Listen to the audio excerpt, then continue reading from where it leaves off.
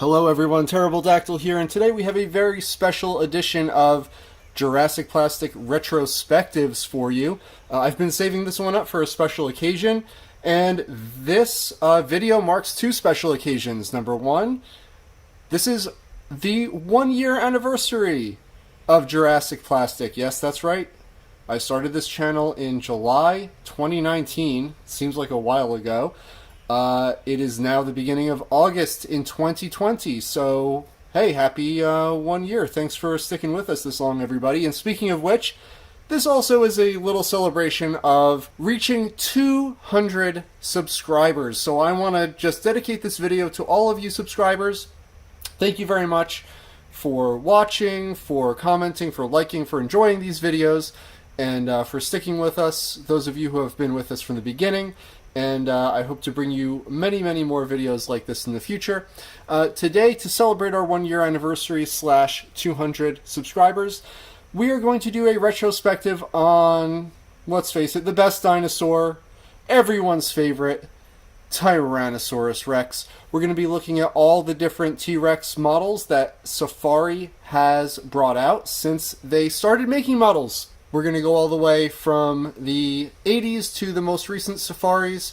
We're not going to do full reviews of each one. As usual, we're just going to kind of look at how they changed, how the designs evolved through the years, and do a little compare and contrast with each one. As usual, we're also going to be avoiding minis. There are tons and tons of T-Rex minis that Safari has come out with over the years. We're not quite going to be looking at those. We're not going to be looking at like the baby versions and stuff like that. Just the main event T-Rex models. So here we have the very, very first Safari T-Rex model. Not only the first model, but the first paint job, the first release of that model. As you're going to see in a minute, we'll go through very quickly. This particular mold got quite a few different variants to it, but this was the first to be released. People who were buying Carnegie Collection models back in the late 80s have reported that this was the first one they found. The earliest I know of anybody buying this particular T-Rex, this sort of orange and dark greenish, grayish, blackish T-Rex here, is in September of 1988. So they were out at least that early. And we do have a 1988 Safari catalog that depicts this color scheme of the T-Rex. Not as the main model, they kind of show like a prototype that's mostly green for the main model, but off in the corner you can see an actual photo of a little display stand featuring this T-Rex. On my website I refer to this one as a dull wash because it was part of the first wave of Carnegie releases that were mostly unpainted and kind of had like these dullish colors applied as a wash on top of them. The T-Rex, though, is actually a little bit of an exception to that rule. It is, at least this example that I have, there may be different variants to this, but it is fully painted in this really bright, almost like demon-like orange, and this it's actually dark green. It's hard to tell unless you're looking at the transition point here, but on the back it almost looks black when you look at it from that direction. It's like a dark gray or black, similar to what was used on the first wave of Safari Carnegie sauropods. And it's got that bright red inside the mouth. It's got the bright orange big old splotch of paint for the eye there. It's a very weird model when you really think about it. The cool thing about the first Carnegies, which have a little bit of a bad rap because it does appear to be a tripod. If you get a model that was, I guess, cooled correctly, this mold was clearly designed to have its tail off the ground. And this one does balance actually pretty well. Probably as one of the first molds produced before, you know, issues of production quality started to kick in. You can see that it's got a decent amount of space underneath the tail there.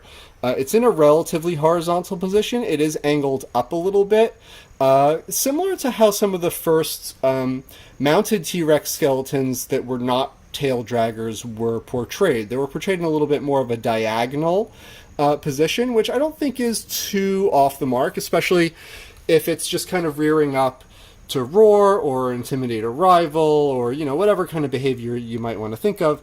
I don't think the posture on this is actually inaccurate in any significant way. At least it is a little crude, a little blocky, especially if you look at the feet.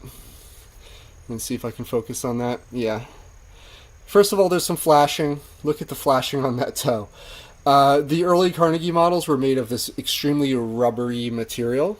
This one, not so much. It's a little bit stiffer, probably just because it's so chunky and thick that you just can't bend it that much, but it did have these little rubber flashing pieces.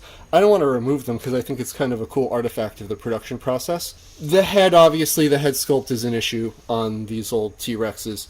It is basically a rectangle. It's like a block, and the teeth are just painted on.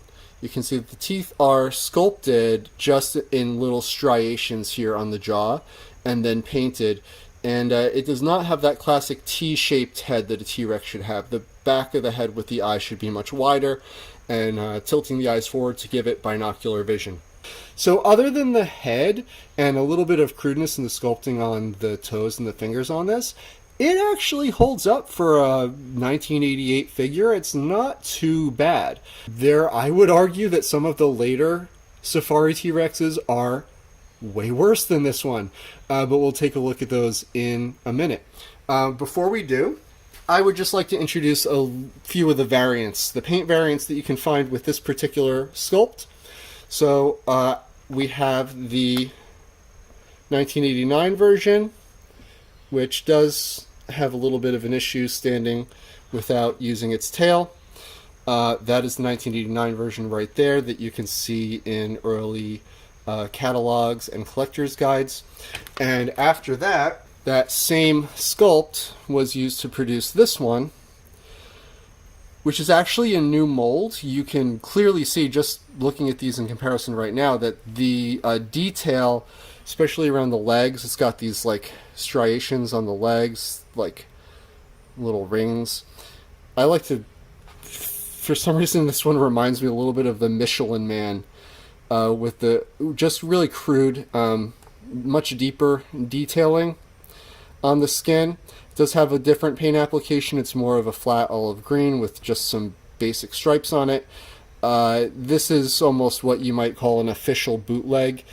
They probably created this in the early 90s in order to get more of these produced simultaneously, or possibly at a different factory. They probably just pantographed one of these other figures to create a new mold that obviously is not quite on par with the other ones. But these are really the first 3 color variants. And then we had a completely new mold with a new head sculpt in the form of this one. And this came out about 1993. So this was really the second Safari T-Rex. It appears at first glance to just be an update of the old one, but if you look at it carefully, you can see that it is an all-new sculpt, or at least a much more carefully pantographed copy of the original. You can see the feet on this one. Look at those. Look at these feet. Look at that. Now compare them to the 1993 version. Much better defined claws. The whole thing is just really nicely sculpted. It really brings it back to the original vibe of the first ones, while updating the head sculpt, which is a little bit more T-shaped this time, which you can see on the top. Maybe not quite as much as it should be, but it is better. You can see it's better. The eyes do point a little bit more forward. And the teeth are individually sculpted this time. The head is a lot more detailed. Doesn't look quite as Allosaur-like. And it's really just an upgrade. I would say out of the 90s Carnegie T-Rexes, this one, in terms of accuracy, is obviously the best, although my sample, once again, has a lot of trouble standing with its tail off the ground, so it kind of has to lean in that tripod position. But overall, it is an improvement. Now, starting in 1996, Safari began their own line of dinosaur toys separate from the Carnegie, which is obviously the Wild Safari Prehistoric Life line. And as part of that, they debuted a brand new T-Rex, which I'll put here for now just for comparison's sake with the Carnegie one. You can see this one is a lot smaller. It's a lot brighter color. When I first saw these, I remember thinking they seemed like more of a kiddie-oriented line than the Carnegies. They're obviously less glossy, less sharply detailed, although there is quite a lot of nice detail on the head on this one. The teeth are once again separately sculpted. The eye actually looks a little bit better on this. And the orange highlights, the blue color on the back is pretty nice. I really like the color scheme on it, even though it's a lot brighter and less naturalistic. Once again, though, this one does suffer from kind of Allosaur head syndrome. It is not T-shaped at all, so it's a little bit of a backtrack from the Carnegie version, even though it looks nice. I mean, if you just showed this to me just from the head, I would guess that this was supposed to be an Allosaurus. Weirdly enough, it really kind of looks like the second version of the Carnegie Allosaurus. This is obviously by a different sculptor. I'm not sure who sculpted these original Wild Safari figures. The stance is a little bit more horizontal. You can see that they achieved that by bending the tail down, which they would do a lot with their dinosaurs coming up, so that you can keep that back horizontal while still using the tail to rest if the feet were a little bit warped and it was not able to achieve that tripod pose. Overall, I would say a nice color scheme, a little bit more stylized on the Wild Safari ones. Not to be outdone, for the 10th anniversary of the Carnegie collection in 1988 and 1989, Forrest Rogers sculpted this big brute of a dinosaur right here. That is the 10th anniversary T-Rex. And you can see that in terms of pose, it is very similar to the Wild Safari one that came out a few years before. It has the same idea with the tail, although the tail is a little bit more curled. We'll get this guy out of the way. And compared to the old Carnegies, it is really a lot bigger. So this is the previous Carnegie Rex. You can see that the head is actually a lot longer on this one. The entire body, the tail is longer, the body is bigger. It's at a different scale. I would say that this one is a little bit closer to 1/35 scale. If you were to measure that, I mean, that skull is almost 2 inches long.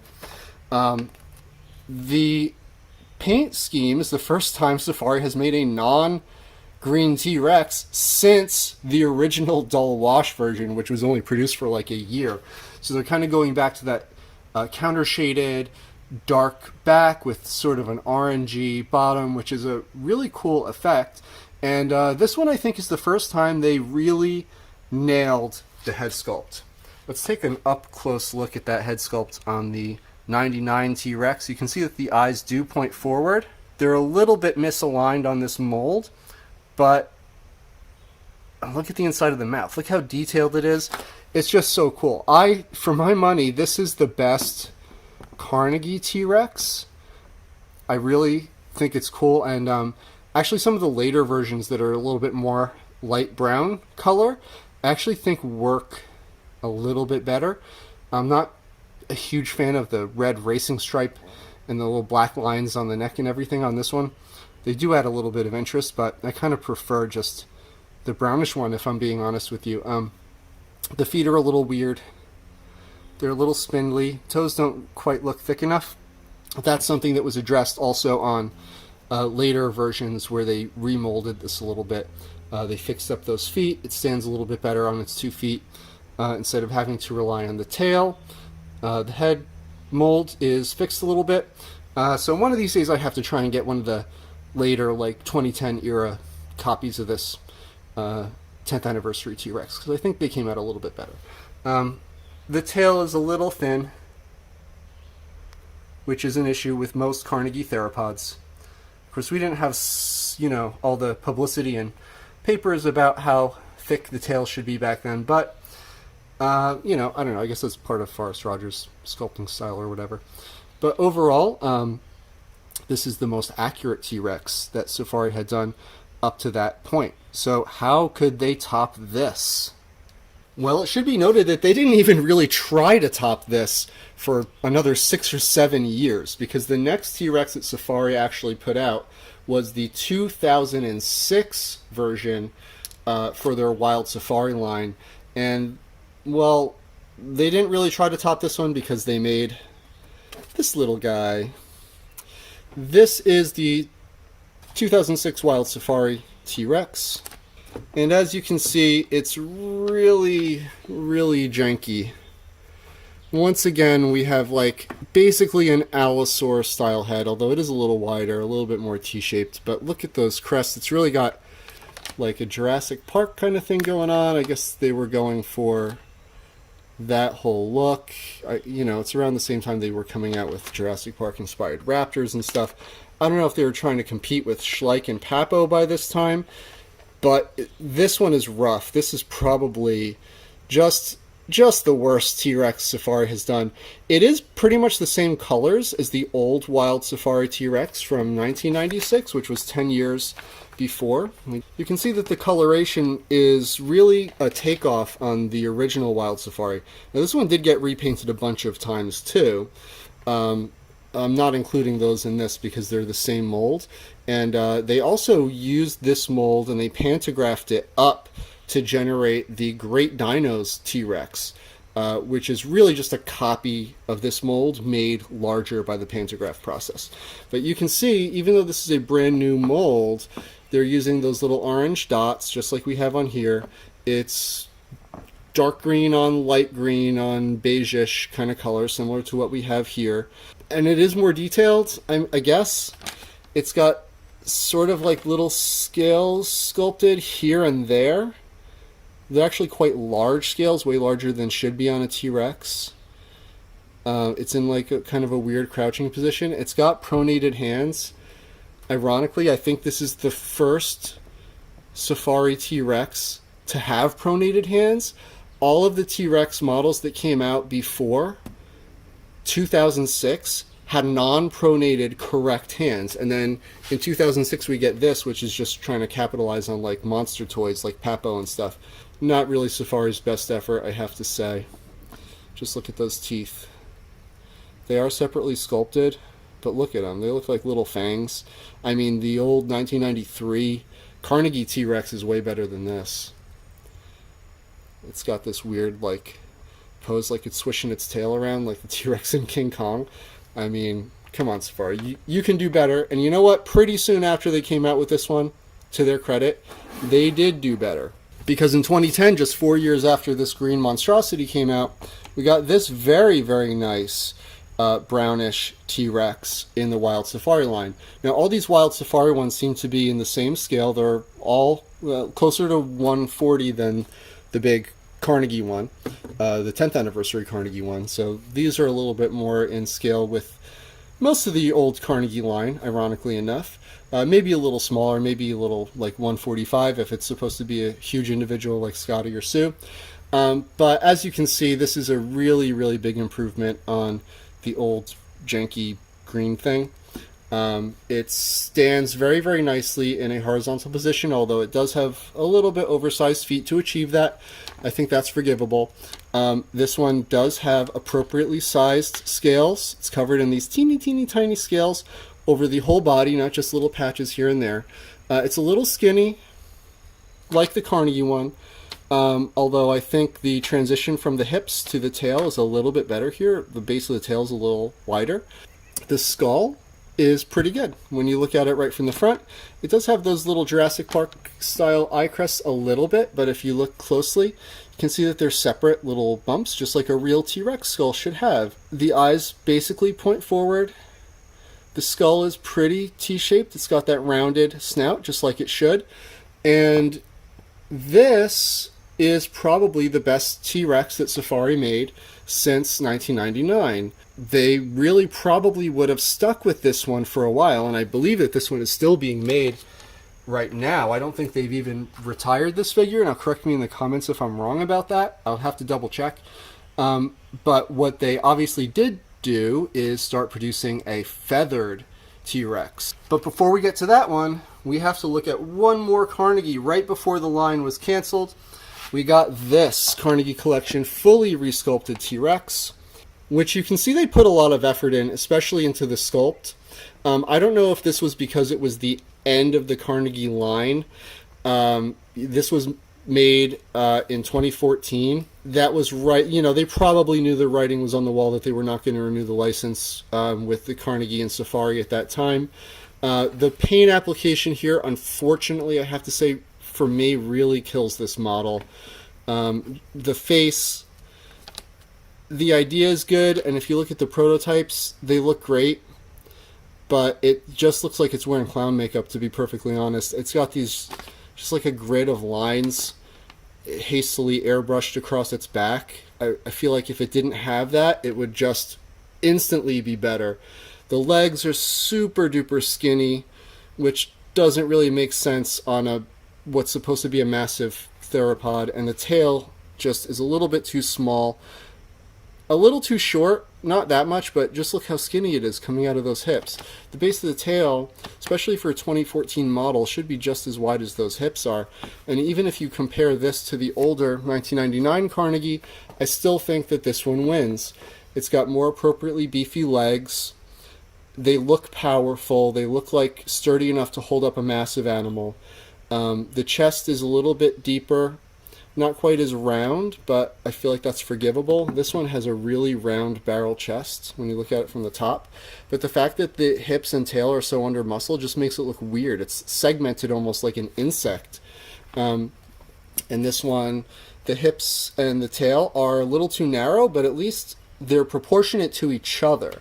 Whereas on this one, you've got hips that are nice and wide, but then the tail is way too skinny. So the proportions on the 2014 T-Rex, I think, are just way out of whack, and I do not really think it's an improvement on the 1999 one, especially if you look at the more recent versions of this mold, where they fixed all the mold issues. It stands on its own 2 feet, the head is correctly aligned, the paint job is a little bit better, a little bit more natural looking.